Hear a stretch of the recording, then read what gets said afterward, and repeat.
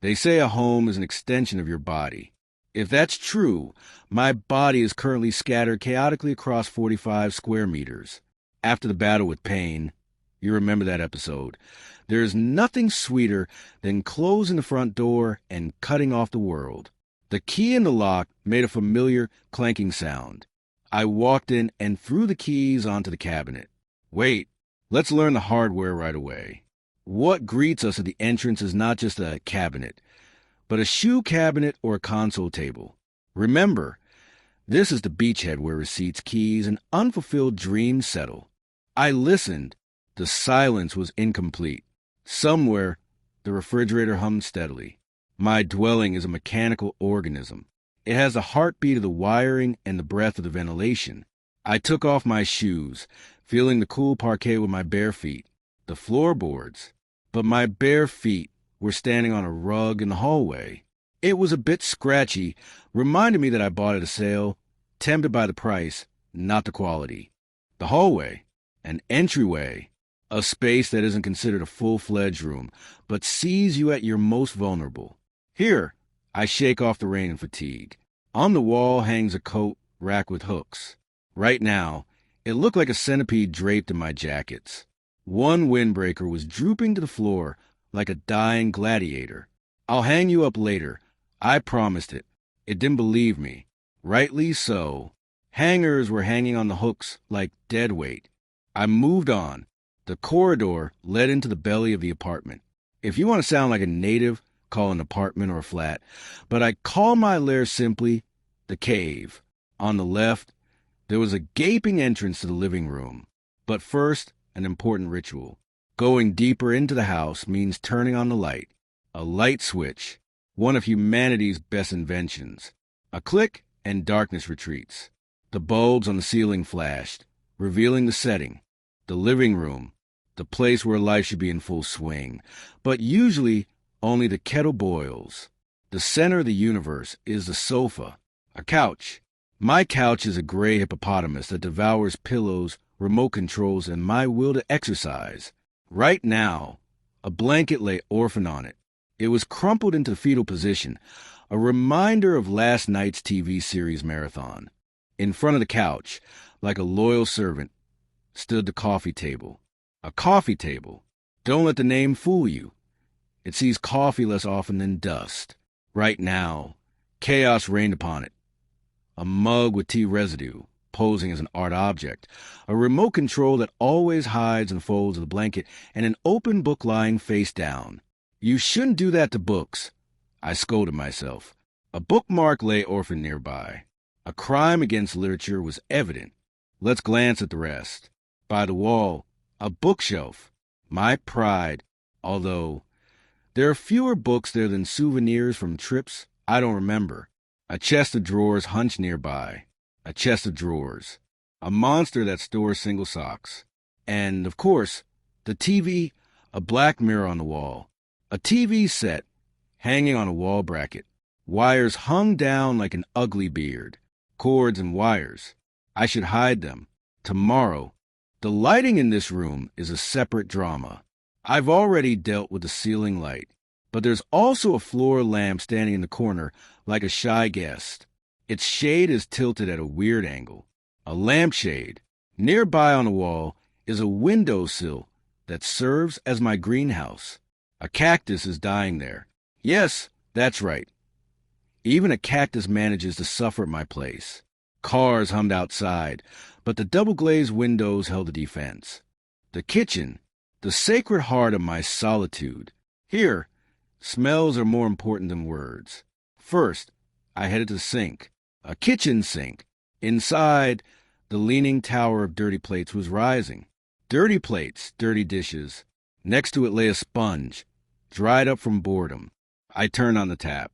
A faucet. The water hit with an elastic stream, breaking against the ceramic. To wash or not to wash? I pretended to ponder and simply rinse my hands.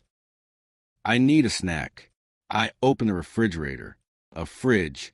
The main portal to the world of processed foods.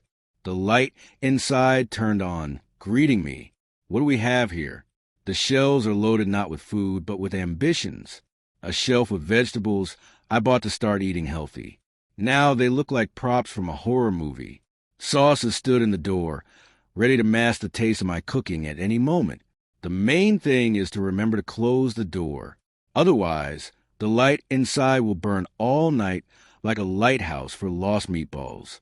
I opted for tea. I clicked the button on the electric kettle. A kettle.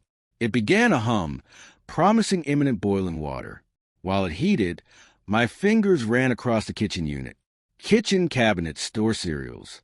A countertop is littered with crumbs. A computer mouse flashed by. But sorry, that's a different story. The kettle boiled, steam enveloping its plastic body. I poured boiling water into the cup, right through a strainer. The ritual was complete. Between the stove and the sink is a zone of alienation. A stove gleamed with cleanliness, which is rare. The burners were waiting for their finest hour. The oven, an oven. I use it less often than a rare letter in the alphabet. A range it looms over the stove. A range hood. It drones like an old airplane, but fails to extract the smell of burnt onions. In the corner lurks a microwave, my head chef. It can turn ice into lava in seconds. Further down the hallway is the bedroom. The bedroom, the room of forbidden pleasures. The pleasure of sleeping, of course. The bed beckoned me with crumpled sheets. A bed, not just a bed, but an entire island. A mattress is sagging right in the middle. I sleep in a cocoon created by my own body. Making the bed in the morning is for aristocrats. I prefer chaos made of duvet and pillows. There must be many pillows. One for the head, one to hug, and a third for the balance of the universe. Next to the bed is a small table. Oh no, it's not just a table. It's a bedside table. The keeper of secrets. What lies on your bedside table defines who you are. On mine are an alarm clock I don't look at because I check the time on my phone, but it's there for aesthetics. Antiques. There's also a charging cord, a notebook for ideas that die upon waking, and dust. Dust. Dust is the pet of lazy people. I don't wipe it away. I tame it. The wardrobe. A wardrobe. Huge, wall size with mirrored fronts. Sliding doors rattle slightly when I move them. Behind them hides a country of unworn clothes. Hangers with shirts I don't wear but keep because I'll wear them someday. Shelves are piled with sweaters. Shelves. I opened the door and an outlaw sock fell out. The closet smells of lavender from an old sachet and unfulfilled hopes of looking stylish. Let's look up. The ceiling in the bedroom is decorated with a boring light fixture. A ceiling light. On the floor, there's a carpet. It absorbs the sound of footsteps and hides the scratches on the parquet. I like to walk on it barefoot. The window is draped. Curtains. Thick curtains that protect against the morning sun. I call them blackout curtains. They create the illusion of eternal night. The last bastion is the bathroom. A bathroom. The most honest room in the house. Every tough day begins and ends here. I turned on the light.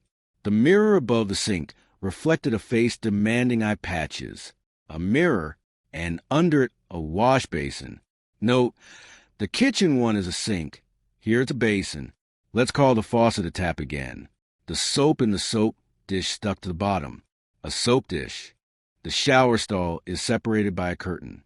A shower curtain. It has water stains on it. It was once white. Now it's abstract art. The shower. A shower head looks down. I turned the valve. Water rushed out in a hot stream.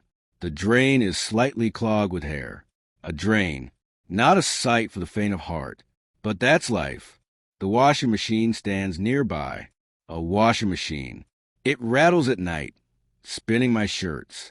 And the toilet, of course. A toilet. Don't forget a toilet brush, the main weapon against chaos. And finally, the balcony. A balcony. Where would we be without it? This is a branch of the street inside the apartment. I opened a creaky door and went out to breathe in the cool air. The railing is cold against my palms. A railing. City lights below. In the corner of the balcony, a forgotten mop is drying. A mop and an old flower pot with dried earth. A flower pot. My balcony is a place for reflections on the vanity of everyday life, and a storage spot for junk you feel bad throwing away. Junk in English is clutter. I swept my eyes over the apartment. Here it is, my birdhouse, my casket, my organizer memories. Home is not just walls and a roof. It's a collection of smells, textures, and habits. It's a place where you learn to be yourself. And along the way, you can learn 100 new words just by pointing your finger at objects and naming them aloud. Your task is simple.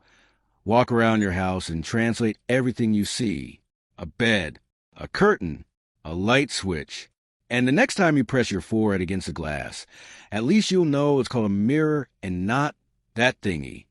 As for me, I'm off to do the dishes. I promise I'll do it today. Well, or tomorrow. At worst, I'll just turn off the light. So I don't have to see this mess. Learn at home, friends, where your heart is. There is your English.